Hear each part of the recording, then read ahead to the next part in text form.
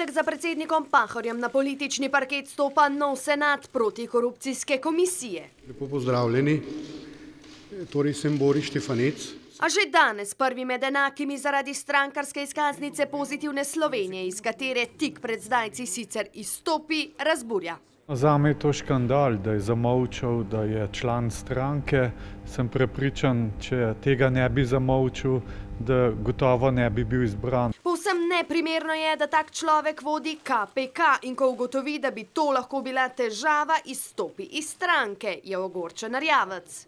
Če ne bo odstopil, potem je s to komisijo konec. Nad imenovanjem novega predsednika pa so ogorčeni tudi v opozicijski SDS. Očitno je bil najpomembnejši kriterij za izborno komisijo, v kateri je sedela tudi Melita Župevc, poslanka Pozitivne Slovenije, politična primernost. In čeprav se nekateri člani izbirne komisije branijo, da nikjer ni napisano, da ne smejo za KPK kandidirati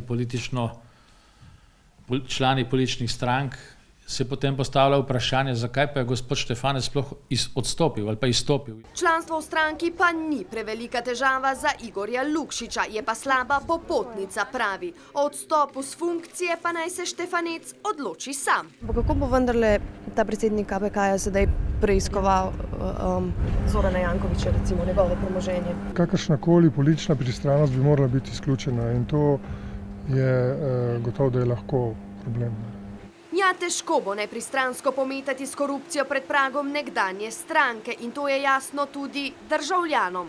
Po moje bi mogli vse politike zamenjati, ker so vsi neki že skandalozni. Pametni ljudje se ne bojo lotili takega posla. Nalogo, da izbere nestrankarskega, nepristranskega in kredibilnega kandidata pa je imel tudi predsednik države. Zato veliko napako naredil tudi predsednik republike, gospod Borut Pahor, predvsem zato, ker je bil seznanjen s politično preteklostjo. Pa je vseeno na mesto predsednika KPK imenoval Borisa Štefaneca.